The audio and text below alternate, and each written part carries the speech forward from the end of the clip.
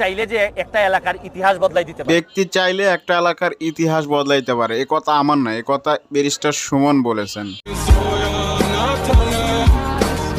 Barrister Suman মানুষ হিসেবে অনেক সুন্দর।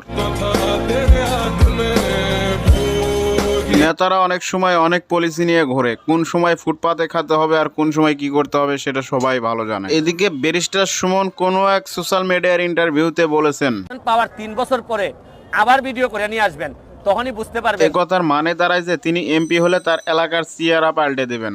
যে ব্যক্তি চাইলে যে একটা এলাকার ইতিহাস বদলাই দিতে পারে। ব্যারিস্টার সুমন স্বতন্ত্র প্রার্থী হিসাবে চিল মার্কা নিয়ে দাঁড়িয়েছেন।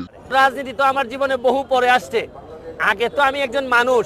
ব্যারিস্টার সুমনের ইচ্ছা তিনি মানুষের সেবা করবেন। প্রাচীন কাল থেকে শুনে এসেছি স্বতন্ত্র প্রার্থী কোনো দলের না। বিশ্বাস বিএনপির হয়তো যারা নীতি নির্ধারণীতে আছেন, কিন্তু ভাই ব্যারিস্টার সুমনের মুখে আওয়ামী লীগের গন্ধ পাওয়া যাচ্ছে, তাইলে স্বতন্ত্র নেওয়ার কি দরকার ভাই? তারা এত বেশি মানুষ হত্যা করছেন রাজনীতির নামে।